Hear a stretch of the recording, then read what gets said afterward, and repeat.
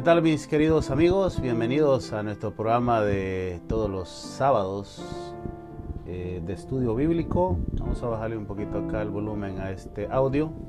Estamos ya listos para llevarles este programa el día de hoy en compañía de nuestro hermano Benjamín Valencia, que nos acompaña desde Chicago. ¿Cómo está, Benjamín? Muy bien, muchas gracias. Encantado de estar aquí en tu programa, Ángel. Esperemos que sea de mucho beneficio y de gran gozo para todos los que están escuchándonos. Claro que sí. El día de hoy queremos invitarles para que se queden con nosotros en nuestra sintonía, viendo nuestro programa, porque sin duda alguna estará muy interesante.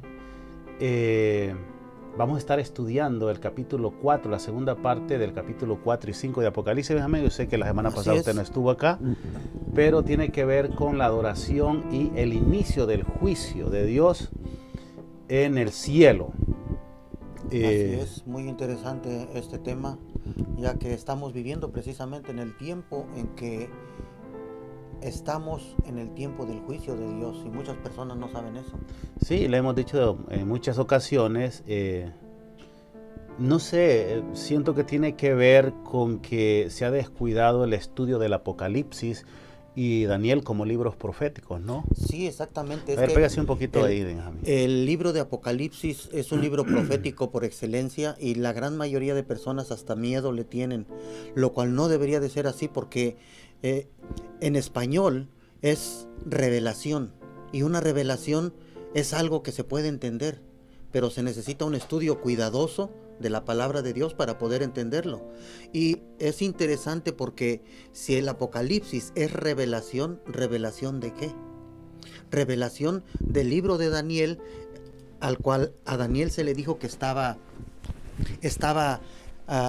vedado para ese tiempo de Daniel precisamente. Correcto. Entonces, el Apocalipsis viene a ser el complemento que va a abrirle los ojos a todo ser humano que se interese en conocer las revelaciones de Dios para el tiempo del fin. De hecho, en el versículo 3 del capítulo 1 nos habla para aquellos que lean, entiendan y obedezcan la profecía.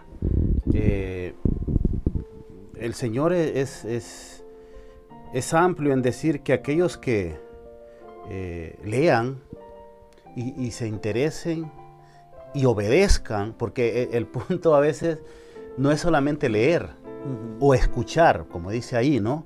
Sino que nosotros debemos obedecer. Es muy importante, ya que es la obediencia que Dios quiere. Amén, así es. ¿Verdad?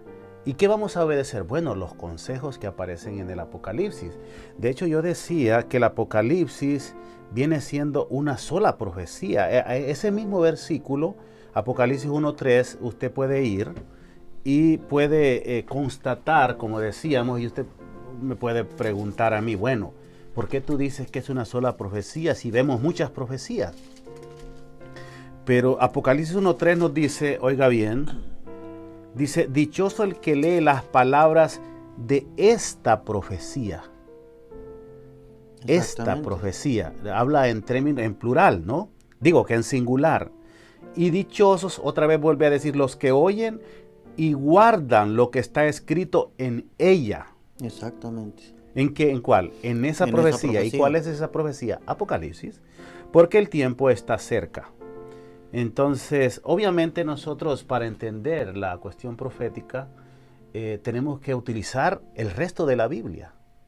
Así es. ¿Verdad? Porque el Apocalipsis, en el Apocalipsis se encuentran básicamente todos los libros de la Biblia.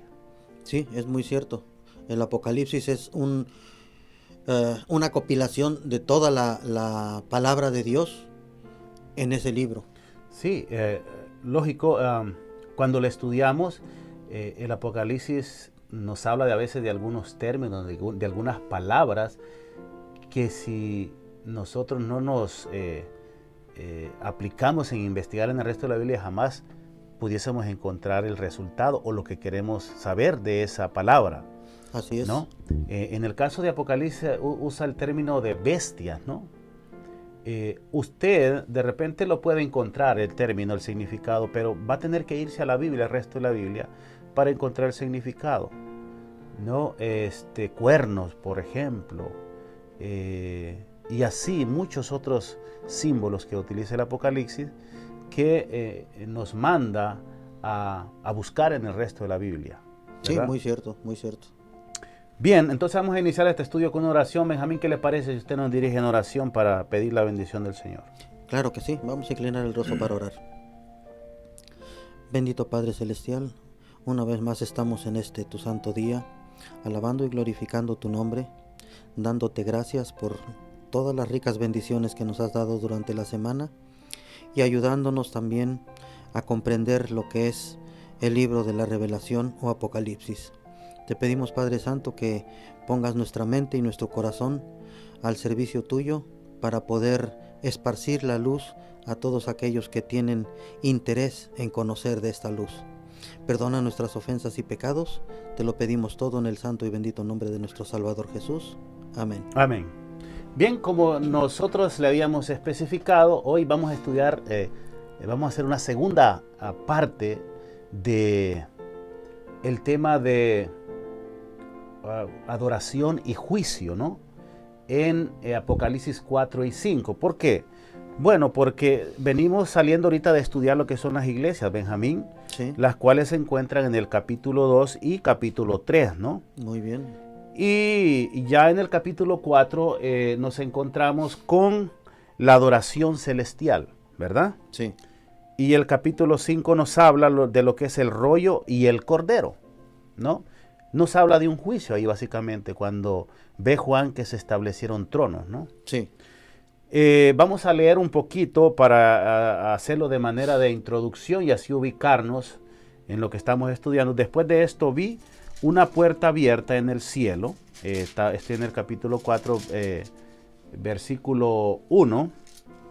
Dice, y la primera voz que yo había oído que hablaba como trompeta me dijo, sube acá y te mostraré lo que ha de suceder después. Al instante fui en espíritu, vi un trono en el cielo y uno sentado sobre él, o sea, sobre el trono. El que estaba sentado tenía la apariencia de jaspe y cornalina. Un arco iris semejante a la esmeralda rodeaba el trono. O sea, vemos aquí, no es que necesariamente sea jaspe o cornalina, pero dice, el que estaba sentado tenía la apariencia. Sí. O sea, no es lo mismo, Benjamín, decir tú eres con te pareces, ¿verdad? Exactamente, sí. O sea, realmente nosotros no sabemos de qué está compuesto Dios, ¿no? O sea, cuál es la sustancia de Dios. Sabemos que Él es santo. Sí. Lo que sí sabemos es de que era algo maravilloso, porque si Juan lo estaba describiendo como piedras preciosas, quiere decir que vio algo hermoso. Claro, eso es lo que da a entender, ¿no? Cuando usted le hablan de diamantes, cuando le hablan de perlas, ¿qué es lo que usted se le imagina? Bueno, es algo lindo porque son piedras preciosas, ¿no? Son piedras de preciosas. gran valor. Y claro, Dios es precioso. Dios es amor, nos dice la palabra, su palabra, ¿no? Sí. Y lastimosamente nosotros estamos muy limitados para entender a Dios, ¿no? Sí, es cierto. Por eso estamos como estamos, porque nosotros no entendemos y sobre todo no obedecemos su palabra. Es muy cierto. Y tal vez usted puede leer el versículo 2, por favor, don Benjamín. Dice, y al instante estaba yo en el espíritu, y he aquí un trono que estaba puesto en el cielo, y uno sentado sobre el trono. ¿Sigo? Y es interesante, podemos analizar ahí, no sé si usted se da cuenta, Benjamín, por ejemplo, en el versículo 3 dice que el que estaba sentado tenía, bueno, a un principio en el 2 dice, y al instante fui en espíritu. ¿Saben por qué? Porque cuando usted lee las iglesias, que son la primera visión, Juan al parecer no estaba en el cielo, estaba en la tierra. Y más adelantito vamos a encontrarnos con una puerta que miró él. Y justamente la visión nos muestra que Juan al parecer entró a través de esa puerta porque le dijeron ven y sube. Y fue cuando él pudo ver que subió y entró en esa puerta. Cuando nosotros analizamos ese ambiente donde está Juan, nos damos cuenta que él está donde, en el santuario celestial, y que entró a través de una puerta de uno de los departamentos, y es cuando él pudo ver tronos. Es interesante. Muy interesante. Sí. Entonces el versículo 3, ¿cómo diría? Dice, y el que estaba sentado era al parecer semejante al jaspe y a la piedra de sardonia, y había alrededor del trono un arco iris semejante al aspecto a la esmeralda. Ok, vamos a seguir con el 4. 4. Y alrededor del trono había 24 sillas, y vi sobre las sillas 24 ancianos sentados vestidos de ropas blancas, y tenían sobre su cabeza coronas de oro. Ok, entonces podemos hablar un poquito de lo que son de los 24 ancianos, ¿no? Es interesante porque cuando nosotros nos vamos a la palabra de Dios y leemos esto de 24 ancianos, pues hay muchas interpretaciones en cuanto a esto, Benjamín. He escuchado muchísimo sobre los 24 ancianos, no sé usted, pero justamente allí, más adelante, no sé si en este versículo nos habla como que si los ancianos fueran personas que fueron redimidos, porque ellos dicen, por cuando tú nos redimiste. Sí, yo he escuchado esa versión. Pero saben que hay algunas versiones donde no aparece ese concepto. Uh-huh. Y hay otros eruditos bíblicos donde interpretan como que estos 24 ancianos son ángeles poderosos. Entonces, y yo quiero decir, pues no he ahondado mucho sobre este tema, pero yo quiero decir que son ambas cosas. Por ejemplo, vamos a leer, y dice, y del trono, el trono salían relámpagos, truenos, voces, ante el trono ardían 7 lámparas de fuego, que son los 7 espíritus de Dios. Esto de los ancianos lo vamos a dejar más adelantito porque aparece. Uh-huh. Y ahí justamente es donde vamos a aclarar este asunto. ¿Qué son? Si son ángeles o son seres redimidos. Muy bien. Porque es interesante, en muchas de las versiones bíblicas aparece como esa expresión, porque tú nos has redimido, pero en otras versiones no aparece. Y yo quiero pensar que sí son ángeles. ¿Sabe por qué? Porque también considero que son humanos. El Señor Jesús nos dijo cuando, en su momento, le dijo a sus discípulos, y lo dice en su palabra, que cuando estemos en el cielo seremos como ángeles. Como ángeles. Y la gente se pregunta, ¿pero hay gente en el cielo? Bueno, la palabra de Dios nos dice que sí, ¿no?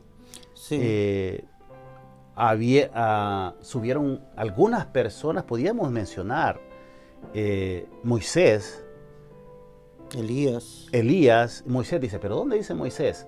Y la gente, yo escucho que se menciona muy poco que Moisés fue llevado al cielo.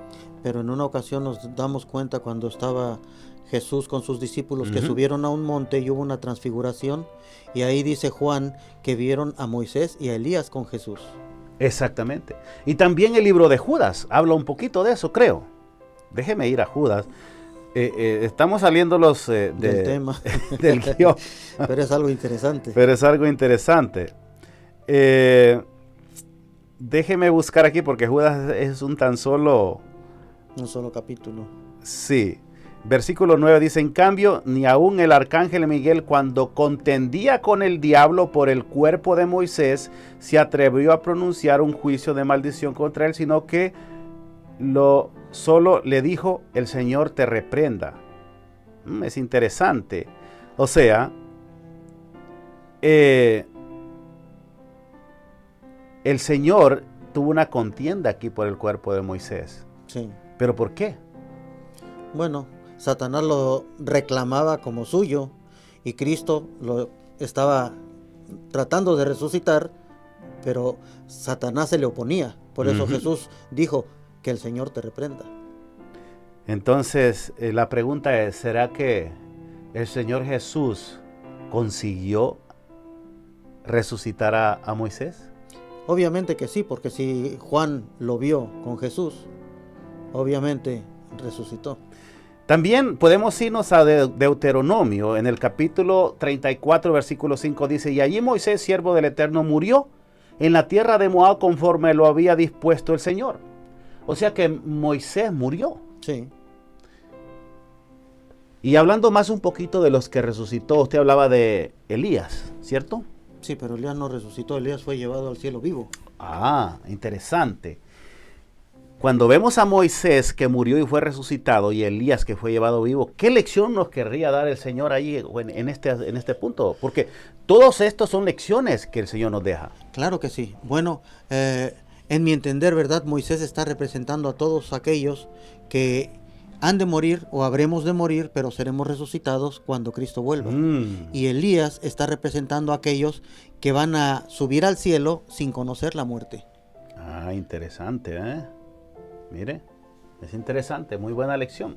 O sea, vemos cómo Dios a través de la palabra nos da muchas lecciones interesantes que nosotros debemos aplicarla, porque saben que hoy en día hay una doctrina de la inmortalidad del alma, ¿no? Sí. Donde nos dicen, y usted lo ve a cada ratito por la televisión, lo ve lo escucha por la radio, por YouTube, por todos lados, que cuando usted se muere, se va para el cielo directito, ¿no? Bueno, si fue bueno, sí, se va para el cielo, pero si fue malo, se va para el infierno. O para el purgatorio, para el limbo. Para el limbo, si es niño, creo. Es interesante, todas estas doctrinas realmente son doctrinas de hombres, como dice la palabra de Dios, y fueron creadas en su momento por la gran apostasía de la iglesia. Y más que nada era para infundirle miedo a las personas para que no leyeran la Biblia y así la iglesia predominara sobre las almas. Y de ahí es donde nace esta gran controversia de que solamente los sacerdotes pueden interpretar la Biblia. Sí. Por medio del miedo. Eso fue interesante porque cuando la iglesia se mezcló con lo que fue el imperio pagano romano, surgieron toda esta clase de apostasías, ¿no? Que al final pues llegaron hasta nuestros días. Sí. Hoy en día casi todo mundo le pregunta, oye, ¿y cuando te mueres, para dónde vas? Bueno, le dice, si fuimos malos, como usted decía, nos vamos para el infierno, y si somos buenos, vamos para el cielo. De hecho, yo lo veo cada rato, ¿no? Con los homenajes que hacen a los artistas, cómo ellos le hablan a sus seres queridos, sí. Diciendo, ya tenemos un angelito en el cielo que nos está viendo y hasta allá te mandamos besos y saludos. Es increíble, o sea, al parecer la gente está diciendo, bueno, tú puedes hacer lo que sea en esta tierra, como total, quiera, cuando mueras te vas al cielo. Cuando mueras te vas al cielo. Esa es Pero ¿qué es lo que dice la Biblia? Es lo que nosotros debemos de tener en cuenta. No es lo que dice el ser humano, no es lo que dice el sacerdote o lo que dice el pastor. ¿Qué es lo que dice Dios? ¿Qué es lo que dice su palabra? Definitivamente. Entonces, hay un tremendo problema hoy con la iglesia cristiana y las doctrinas que se practican hoy en día. Hay mucha doctrina falsa y mandamientos de hombres, como decía el Señor, y que algún día el Señor, a través del juicio que se está llevando en el cielo, vamos a tener que dar cuenta. Vamos a tener que dar cuenta si nosotros no nos arrepentimos y hacemos de la palabra de Dios nuestro consejo, nuestro andar, va a ser muy difícil. Bueno, y alrededor del trono había 24 tronos y vi sentados en los tronos a 24 ancianos vestidos de ropas blancas con coronas de oro en sus cabezas, dice Apocalipsis 4:4. O sea, en el contexto del inicio del juicio celestial, este versículo nos recuerda inmediatamente el pasaje del inicio del juicio celestial en Daniel 7, 9 y 10. Decía Daniel, estuve mirando hasta que fueron puestos tronos y se sentó un anciano de días cuyo vestido era blanco, dice Benjamín. Así es. Como la nieve, y el pelo de su cabeza como lana limpia. Su trono llama de fuego y las ruedas del mismo fuego ardiente, dice Daniel. Un río de fuego procedía y salía delante de él. ¿Qué era ese río? bueno, indudablemente Ángeles, hay que ángeles. su luz emanaba tanta luz que se veía como ríos de fuego. Y dice, y millares de millares le servían, y millones de millones asistían delante de él. El juez se sentó y los libros fueron abiertos. Muy O sea, interesante. es increíble, mire, acuérdese, alguien me decía un día, mira Ángel, cuando tú estudias Apocalipsis, haz de cuenta que tú estás viviendo la experiencia del santuario, ¿no? Y decía, pero ¿cómo? ¿El Apocalipsis es la misma historia del santuario? Sí. Entonces me decía, mira, cuando vino Jesús, Él vino entre nosotros. Se relacionó entre nosotros.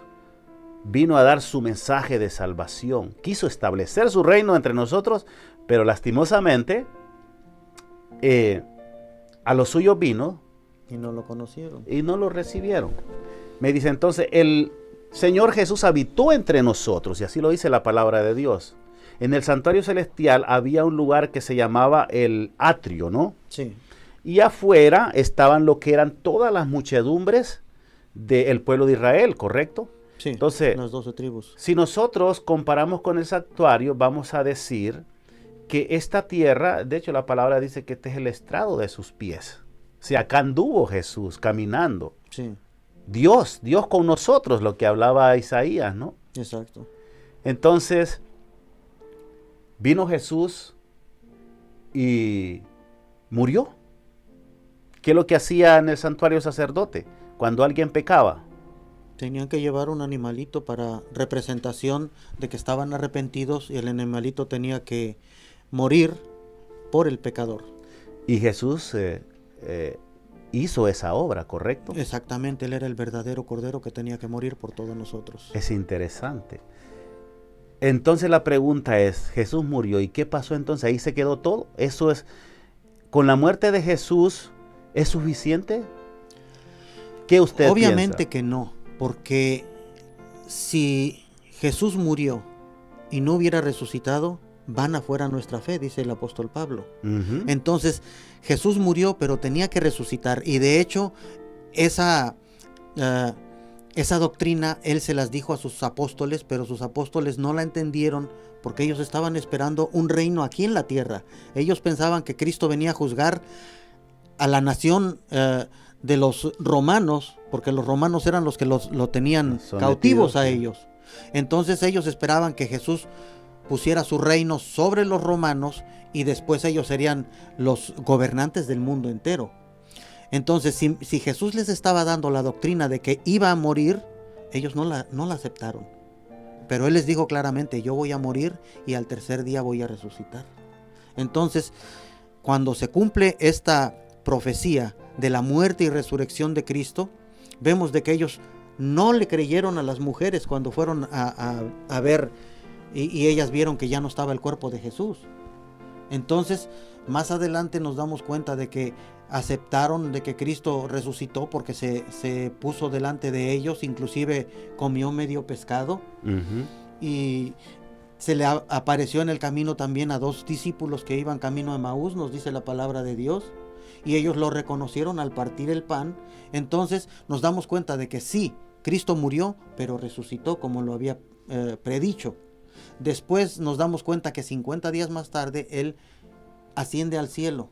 En el día del Pentecostés es entronizado como Rey de Reyes y Señor de Señores en los cielos. Interesante. Y entonces, ¿será que cuando Él resucitó al cielo fue y se fue a sentar a la diestra de su Padre, como dice? Bueno, sabemos de que no, porque hay un proceso.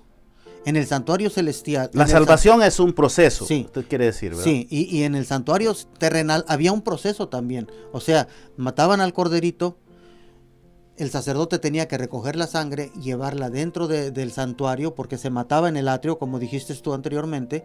Entonces el sacerdote la llevaba dentro del santuario, la tenía que esparcir en el velo, y entonces los pecados automáticamente quedaban en el velo hasta que llegaba el sumo sacerdote y hacía limpieza en el templo en el día de la expiación. Correcto. Y es exactamente el proceso que lleva Cristo en el santuario celestial ahora. Ok, entonces aquí es donde entendemos y nos ubicamos en Daniel 7. Exactamente. Porque cuando Cristo murió, que hay que decir también que el sacerdote representaba a Cristo también. O sea que en el santuario celestial Cristo representaba todo. Así es. Pero es interesante cuando el Cordero moría, que era representación de Cristo, el Cordero que quita el pecado del mundo, moría, obviamente, el sacerdote tomaba su sangre y entraba inmediatamente a lo que se llama el lugar santo. Es interesante, entonces, significa que cuando Cristo murió, ¿dónde entró? Al lugar santo.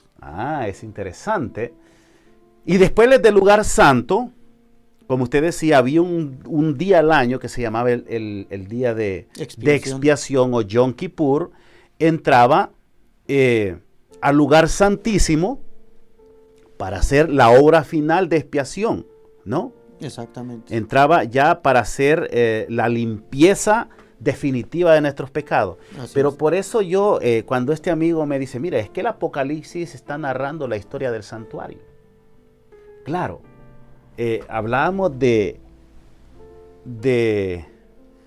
las iglesias, por ejemplo, que aparece. Usted cuando se va a las iglesias se va a dar cuenta, en el capítulo 1 dice, oiga bien lo que dice en el capítulo 1 hablando, es un análisis, un preludio, dice, yo soy el que vivo y estuve muerto. ¿Quién es ese? Cristo Jesús. Jesús, pero ahora vivo por los siglos de los siglos y tengo la llave de la muerte y del sepulcro. Así es. O sea, aquí no es, ¿quién es el que? Por ahí se menciona de que hay otra persona que tiene las llaves allá del cielo. Escribe lo que has visto, lo que era y lo que ha de ser después de esto. Estoy hablando antes de las iglesias. El misterio de las 7 estrellas que viste en mi mano derecha y de los 7 candeleros de oro es este. Las 7 estrellas son los ángeles de las 7 iglesias y los 7 candeleros son las 7 iglesias. Pero antes de eso, dice la palabra de Dios, hablando de este personaje que andaba en medio de los candeleros, dice, su cabeza y sus cabellos eran blancos como blanca lana, como nieve, sus ojos eran como llama de fuego, y sus pies eran semejantes a bronce bruñido, crisolado en un horno, y su voz era como de estruendo de muchas aguas. Tenía en su mano derecha 7 estrellas, y de su boca salía una espada aguda de 2 filos. Su rostro era como el sol cuando resplandece con toda su fuerza. Cuando lo vi, dice, caí como muerto a sus pies. Pero él puso su mano derecha sobre mí y me dijo, no temas, yo soy el primero y el último. Claramente acá nos está dando una visión de Jesús. Mucho más antes dice, y dijo, yo soy el alfa y el omega, el principio y el último. Escribe un libro, le dijo Juan, lo que veas y envíalo a 7 iglesias de Éfeso, Esmirna, Pérgamo, Tiatira, Sardis, Filadelfia y la Odisea. Me volví para ver quién hablaba conmigo y al volverme vi 7 candeleros de oro. Y entre los 7 candeleros de oro vi uno, ¿a quién? Semejante al Hijo de Dios, de hombre, vestido de una ropa que llegaba hasta los pies. Vemos que Jesús anda en medio de los candeleros, o sea, de las iglesias. Así es. Pero bueno, el punto es que cuando nosotros nos vamos a Daniel 7:9 dice que estuvo mirando hasta que fueron puestos tronos y se sentó el anciano de días. Básicamente estamos hablando esa entrada de Jesús al santuario celestial. Pero ¿cuándo se dio esta entrada?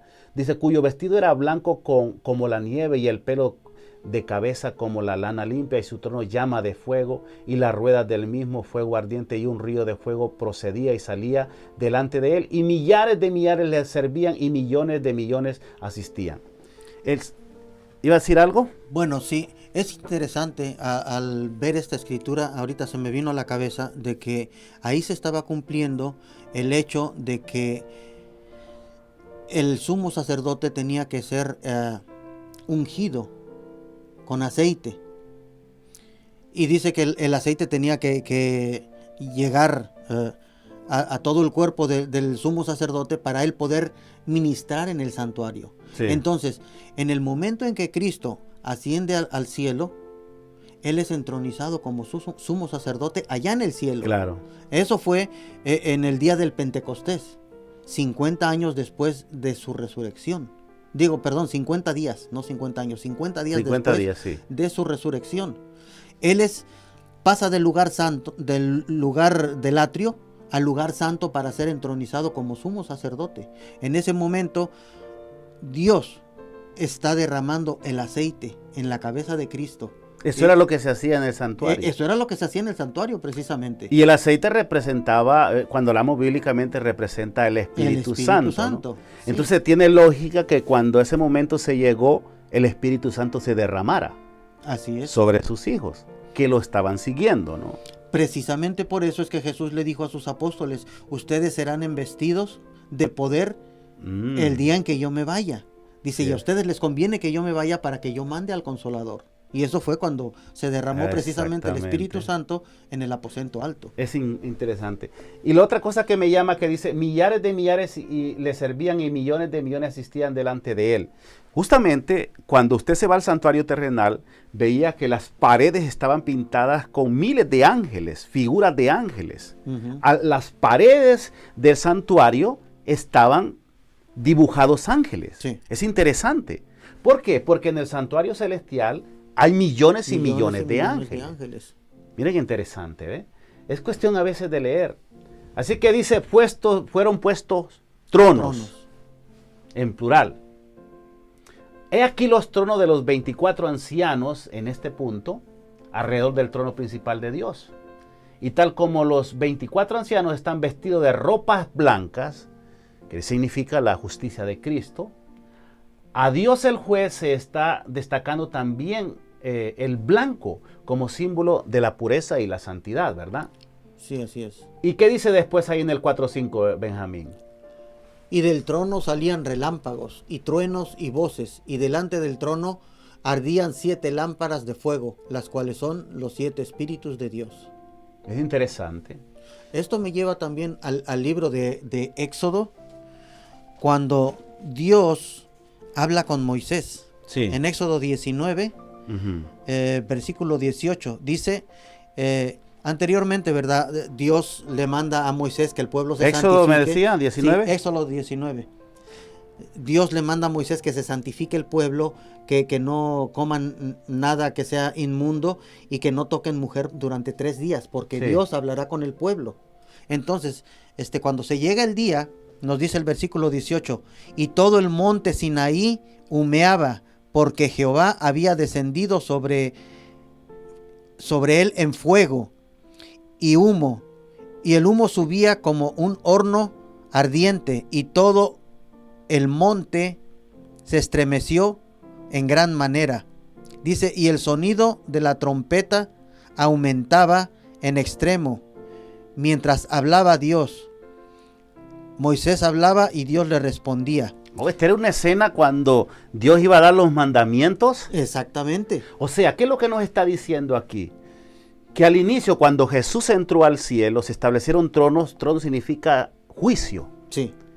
Entonces, me está diciendo que para un juicio debe haber una ley, ¿correcto? Correctamente. O sea, si no, entonces, ¿cómo vamos a impartir nosotros justicia si no hay principios, si no hay estatutos? Exactamente. Y lo está relacionando con la ley de Dios. Lo está relacionando precisamente con la ley de Dios, porque dice que Dios hablaba y Moisés le preguntaba a Dios y Dios le respondía. Y dice que hubo grandes relámpagos y un terremoto. Inclusive si seguimos leyendo más adelante dice, habla tú con Dios, pero que Dios no hable con nosotros, porque si no vamos a morir. Y fue en ese momento que Dios estaba dándole los 10 mandamientos. Sí, porque ahí está el capítulo 20, justamente. Éxodo 20, donde ya le dio los 10 mandamientos de la palabra de Dios. Y es interesante como en el santuario celestial también existe un arca, como la que le mandó a hacer a Moisés. Sí, Juan la miró. Sí, de hecho, donde se guardan los 10 mandamientos, se guarda una porción del maná y la vara de Aarón que reventeció. Entonces lo que me decía mi amigo, que el Apocalipsis está narrando la experiencia del santuario celestial, es correcto. Exactamente. Porque nos está llevando a esa misma experiencia. De hecho, estas manifestaciones de relámpagos, truenos, voces están, como decíamos, relación directa con los 10 mandamientos de Dios. Sí, así es. Así que Juan vio estas manifestaciones relacionadas con la ley divina en el arca del pacto del lugar santísimo del santuario celestial, Benjamín. Sí. Sí, así es que podemos irnos a Apocalipsis 11:9. Cuando nos vamos a Apocalipsis 11:9, déjeme ir rápidamente. Yo me compré este tablito, mire, porque Más rápido. más rápido para los que no sabemos manejar la Biblia. ¿Cómo dice ahí? Nos dice, y de los pueblos y tribus y lenguas y naciones verán los cadáveres de ellos por Eran 3 días 11:19, Benjamín. 11:19. Sí. Oh, yo estoy en 11:9, perdón. Sí, yo creo que fue mi error, sí. Dice, y el templo de Dios fue abierto en el cielo, y el arca de su pacto fue vista en su templo, y hubo relámpagos y voces y truenos y un terremoto grande y gran granizo. Oiga, qué interesante, ¿verdad? Siempre los relámpagos, voces y truenos están presentes cuando se abre el templo de Dios. Saben que justamente cuando Cristo venga, viviremos esta misma experiencia. Así es. ¿Qué significa esto? Bueno, que Jesús viene a esta tierra a buscar a aquellos que se han sometido y han cumplido con su palabra a través de la obediencia de los mandamientos, ¿verdad? Así es. Es impresionante. Sé que esta experiencia de los truenos eran las mismas manifestaciones cuando Dios proclamó su santa ley de los 10 mandamientos en el monte Sinaí, como estamos hablando, ¿verdad, Benjamín? Según Éxodo 19, 16 al 20. Sí, y es interesante porque si nos damos cuenta aquí, todo el pueblo de Israel escuchó las voces, relámpagos y truenos y entendieron la voz de Dios. Sí. Entonces, cuando Cristo venga, Cristo también va a venir con relámpagos, voces y truenos. Y de esos hecho, había truenos, unos truenos que Juan no los comprendió. dice No la sé si palabra estaría de Dios. relacionado con eso. No, dice la palabra de Dios de que él iba a escribir lo que los truenos dijeron, pero que el ángel le dijo, no escribas lo que los truenos dijeron. ¿Qué Ajá. dirán esos truenos, Benjamín? ¿Qué creo que usted ha pensado? Bueno, en realidad no he profundizado mucho en esos truenos, pero ¿Tendrá que ver con que Dios ratificará la validez de la ley de Dios? pues sería posible que sí. O sea, ante un mundo que niega constantemente, por ejemplo, la vigencia de los 10 mandamientos, yo me imagino que Dios, la ley de Dios va a ser un punto importante en el momento cuando venga, porque el juicio está en relación a los mandamientos de Dios, indiscutiblemente. El Señor Jesús lo resaltó al máximo, sus mandamientos. Decía, si me amáis, guardad mis mandamientos. Él decía también, el que me ama y no guarda mis mandamientos, el tal es mentiroso. Óigame, ¿cuántos mentirosos habremos hoy en día? Y también dijo, ni una jota ni una tilde de la ley pasará hasta que todo esto se cumpla. Y vemos que no se ha cumplido, entonces la jota y el punto no deben de quitarse de la ley. Pero desafortunadamente, la mayoría de las iglesias, la mayoría de las religiones mundiales dicen, no, los 10 mandamientos ya Cristo los clavó en la cruz. Entonces, si Cristo ya los clavó en la cruz, ¿para qué los guardamos? Así es. Éxodo 19, 16, 20 nos habla claramente de todas estas cosas. O sea, estas manifestaciones salen ahora del trono de Dios, según Apocalipsis, ¿no? Sí. Aquí el pasaje nos dirige claramente a los 10 mandamientos, que son la base y la norma del juicio celestial, ¿verdad? Que está iniciando en este capítulo, ¿no? El capítulo 4 nos está iniciando el inicio. Además, podemos hablar de Daniel, ¿no? Así es. Desde el capítulo 8, que nos habla también, después de las 2300 tardes y mañana, que hablaba Daniel 8, nos hablaba de un juicio. Y el santuario será purificado, decía. Sí. Y tiene que ver, la purificación tiene que ver con que se cumplan las leyes. Sí, con que se cumplan las leyes y la entrada del sumo sacerdote al último departamento del santuario celestial, al cual se le llamaba el día del juicio, el día de Yom Kippur. Sí. O sea que estamos viviendo en el día de juicio. Así es. Ahora, ¿cómo es posible de que estemos viviendo en el día del juicio y me digan a mí de que la ley de Dios está abolida, de que Cristo la clavó en la cruz? Entonces, ¿qué juicio se va a llevar a cabo sin ley? O sea, no tiene sentido. Es que mucha gente dice que Dios, como Dios sabe todas las cosas, no necesita andar escribiendo, no necesita libros, no necesita nada porque él lo lleva en memoria. Pero si el libro de Daniel dice bien claro, y los libros fueron abiertos.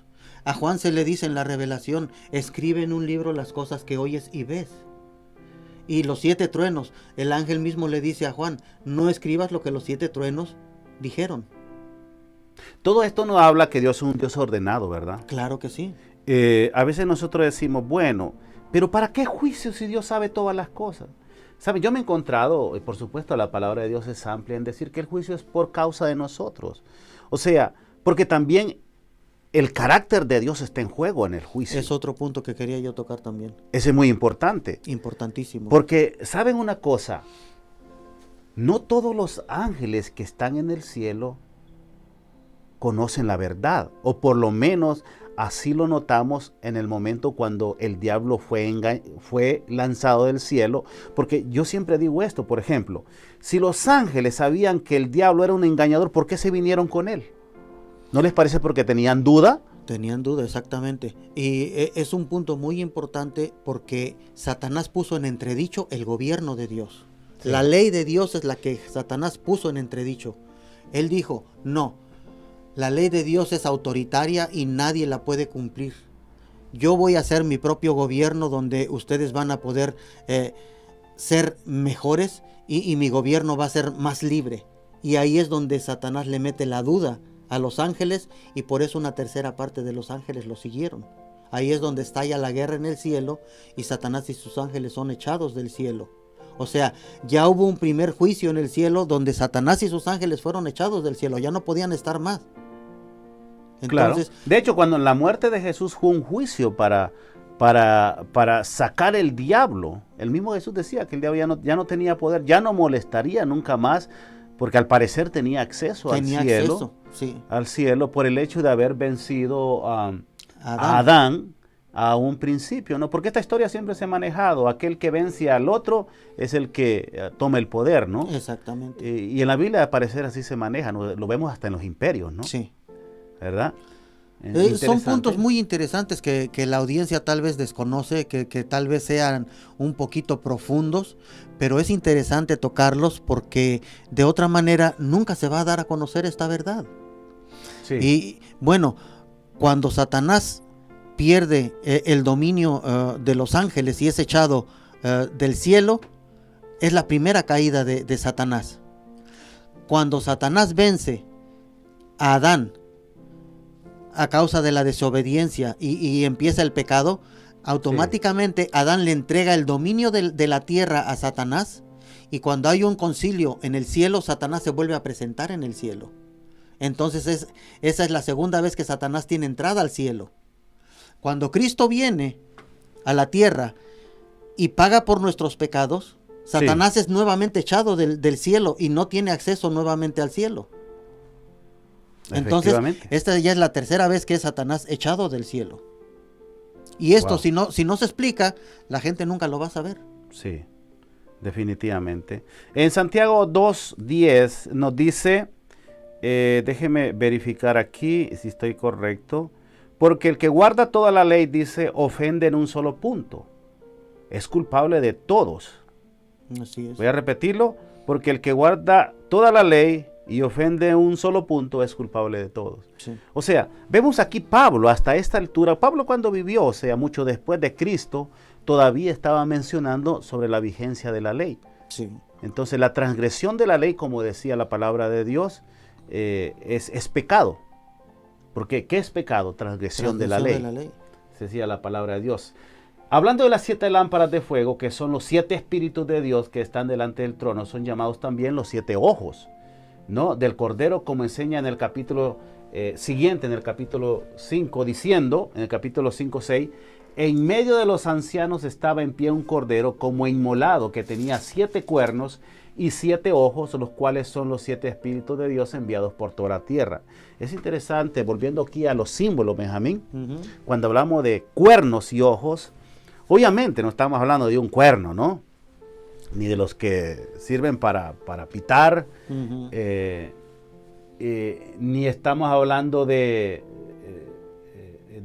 ojos literales. Claro, cuando nosotros, aquí es donde como decíamos al principio, cuerno significa un poder, Un reino. un reino. En este caso, este cordero tenía 7 cuernos, o sea, tiene todo el poder. Mire cuán poderoso es Jesucristo, tiene todo el poder. Además dice que tiene 7 ojos. O sea, el número 7 significa plenitud. Plenitud. O sea, Jesús tiene el poder y ve todas las cosas. Por eso a él se le dio el juicio. Porque él primero anduvo dentro de las iglesias y conoce todos los problemas, nos conoce uno a uno. Luego tiene todo el poder y después que mira todo. Exacto. Increíble. Jesús tiene los 7 espíritus también, nos hablaba Isaías de los 7 espíritus. Hablaba el espíritu del conocimiento, el espíritu de Dios y 7 espíritus. Hablamos anteriormente nosotros de esas habilidades que tiene Jesús. Y por eso es que Juan lloraba porque no miraba a nadie que podía abrir el rollo. Y solo uno podía hacerlo. Así es. Es interesante, ¿no? Así que, como sabemos, el Cordero es un símbolo de Jesucristo, ¿verdad? Según Juan 1.29 y Primera de Pedro 1.18-19. El número 7, como decíamos, es un símbolo de perfección divina, ¿verdad? Y los 7 ojos son un símbolo de la omnisciencia divina. Sabe que Dios tiene 3 puntos importantes, 3 habilidades, que es la omnipresencia, la omnipotencia y la omnisapiencia. Creo que esos son, ¿verdad? Sí. Y, o sea, Dios es todopoderoso. No se le escapa nada. ¿Verdad? Dios ve todo y sabe todo. El profeta, por ejemplo, Zacarías, ya en el Antiguo Testamento, lo describe de la siguiente manera. Dice, estos 7 son los ojos del Señor que recorren toda la tierra. Zacarías 4:10. O sea, es importante lo que nosotros hacemos, ¿eh? Sí. Porque muchos creemos que tenemos un ángel ahí que nos anda mirando. Y es correcto, la palabra de Dios dice que los ángeles son los testigos y también son los ministros para ayudarnos en las situaciones difíciles. He escuchado a muchos hermanos, yo mismo, hemos a veces tenido a los cuales nosotros le llamamos milagros, ¿no? Quizás usted ha tenido sus experiencias también. Realmente los ángeles, si nosotros no fuéramos guardados por los ángeles, seguramente nosotros estuviéramos destruidos ya por el enemigo, ¿no? Es cierto. Porque dice la palabra de Dios que el diablo anda como león rugiente. Y un león rugiente lo que tiene es hambre y quiere devorar. Así ¿verdad? mismo es. Pero los ángeles hacen la experiencia de Daniel, ¿no? Le tapan la boca al diablo. Así es. Y nos cuida, ¿verdad? Sí. Interesante. Así que aquí nos encontramos con otro aspecto del juicio. Pues es absolutamente esencial, Benjamín, que el Señor sepa todo. ¿No cree usted? Claro. Porque Dios traerá toda obra a juicio, ¿no? Juntamente dice, con toda cosa encubierta, sea buena o sea mala. Sea mala. Esto nos dice en Eclesiastés 12:14. O sea que en el juicio, Dios aclarará también lo oculto de las tinieblas y manifestará las intenciones, oiga, del corazón. Es muy importante cuidar nuestro corazón. Pues a veces nosotros podemos estar haciendo una cosa, pero en nuestro corazón nuestras intenciones son equivocadas. Y eso es lo que dice ahí. Dios traerá toda obra a juicio, sea buena o sea mala, y las intenciones del corazón. Por ejemplo, un ejemplo que tal vez no sea tan bueno, pero nos sirve para entender. Hay personas indigentes en la calle con hambre. Sí. Y a veces se nos acercan cuando vamos en el carro y nos dicen, no, pues deme algo para un taco. Nosotros a veces sacamos el dinero diciendo, ay, este debería de ponerse a trabajar. Pero ¿qué sabemos si esa persona verdaderamente está necesitada? O si esa persona sea un ángel enviado de Dios para ver qué corazón tenemos. Sí, Benjamín. Mira, a mí me duele, ciamente, como usted sabe, a mí me duele mucho ver este tipo de personas. Y lo que voy a contar quizás no lo hubiese contado si si usted no lo hubiera mencionado, ¿no? Pero por alguna cosa vino esto y a mí no me gusta contar las cosas que yo hago, ¿verdad? Pero lo voy a contar simplemente por testimonio. En mi iglesia, nosotros rentamos una iglesia luterana, nosotros nos reunimos los sábados, ¿no? Somos adventistas del séptimo día.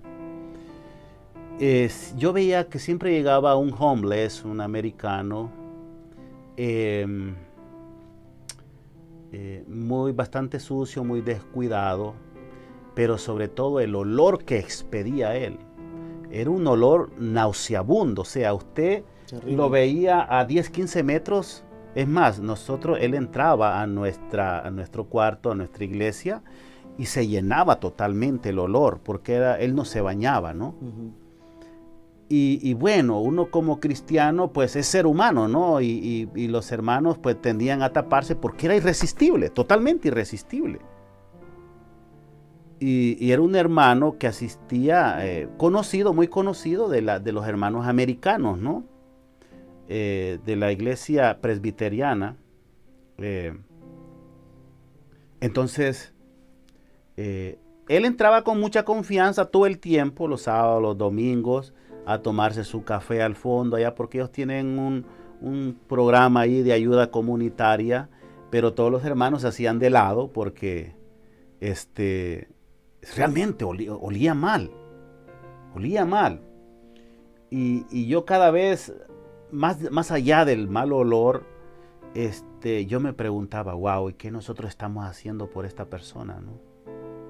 O sea, él viene a sentarse acá y tranquilo, él se sentaba con nosotros allá, él no hablaba el español, no habla el español, pero le gustaba estar allí.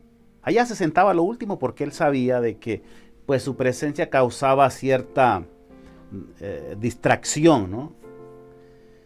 Pero un día, yo no fui directamente, yo hablo el inglés, pero no es fluido, ¿no?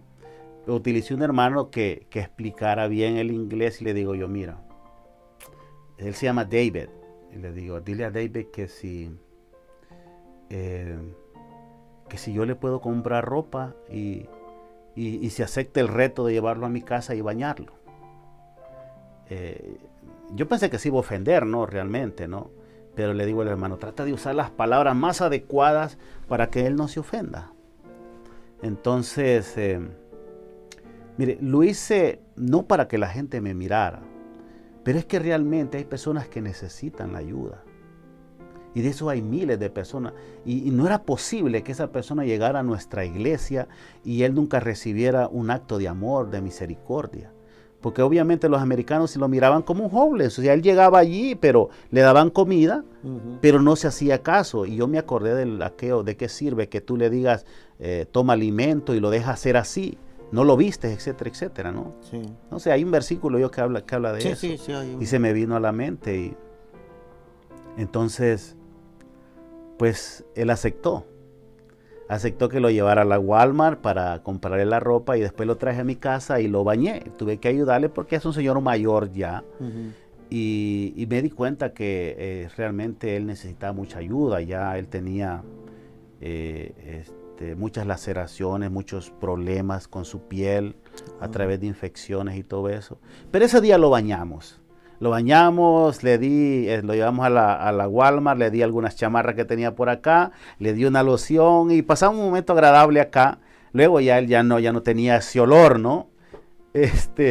Le corté el cabello porque lo tenía largo acá con unos nudos. Ya ves cómo ellos al no bañarse, pues quise llevarlo allá a la donde cortan el cabello, pero ese día era un domingo, era el sábado y estaba bastante lleno. Y él me decía que tenía hambre, pues entonces lo llevamos allí y él estuvo muy encantado. Incluso en ese recorrido que veníamos de la iglesia a mi casa, lógico, estoy aquí a 5 o 10 minutos y él miraba los negocios, parece que nunca había salido del barrio allí y él me venía mencionando, cada negocio lo mencionaba porque para él era una delicia venir viendo las calles y en carro. Uh-huh. Yo no sé cuánto tiempo había que no se montaba en carro por su condición. Sí. Pero mire, cuando él llegó acá, le digo, lo bañamos y lo vestimos y nos volvimos para la iglesia. Él iba un poquito apenado porque se sentía ya, estaban los hermanos americanos por allí. Justamente miré en ellos una indiferencia, no sé, como diciendo, nos has puesto en vergüenza, ¿no? Y luego, curiosidad que ahora no lo veo. Yo quería verlo de nuevo para seguirle ayudando, platicar con él, pero no sé si los hermanos le prohibieron a los americanos, le prohibieron que fuera. Qué raro. Pero le digo, yo me sentí satisfecho por el hecho de que había una persona que, aunque no estaba consciente de que necesitaba ayuda, porque él decía, no, yo estoy bien, tranquilo, ¿no? Pero realmente él no estaba bien en todos los aspectos. No sé qué pasaría con él, esperamos de que algún día lo pueda ver, pero hay necesidad hoy en día. Mucha necesidad.